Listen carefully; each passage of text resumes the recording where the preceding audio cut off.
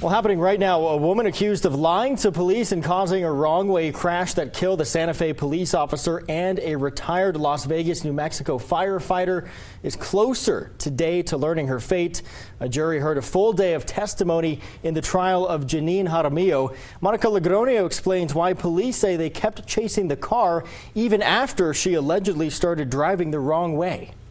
This is a very unique thing. This is not something that we deal with on a daily basis. Kidnapping specifically is something that you just as a police officer in 14 years, I can't think of many times that I've ever dealt with that. Santa Fe Police Sergeant John DeBaca explained why the March 2022 911 call for the kidnapping of a woman was taken so seriously. After that, the officers, as many officers that were available, started responding in that direction because of the severity of that call. State prosecutors called DeBaca to the stand Monday in the murder trial against Jeannine Jaramillo. She's charged with 2 counts of murder, aggravated fleeing, reckless driving, and making a false report. There was limited information because this was a third-party caller who just said, hey, a woman is shouting, there's a guy with a knife in the car.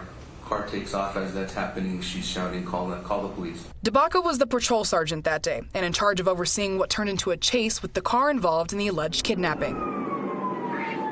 While on the stand, prosecutors showed dashcam video of the chase and asked DeBaca why they continued to chase the car with limited information, especially when it started going the wrong way on I-25. So when you're comparing this to our policy, we're talking about a circumstance where the ultimate threshold would be death. And what you have to understand in this circumstance is the death being the threshold is equal to not only everyone that is on the highway, but it is equal to the person who is potentially being kidnapped. DeBaca testified any of the officers involved could have decided to end the chase. Can any officer involved in the pursuit at any time make a decision to terminate? Yes. Did any officer terminate?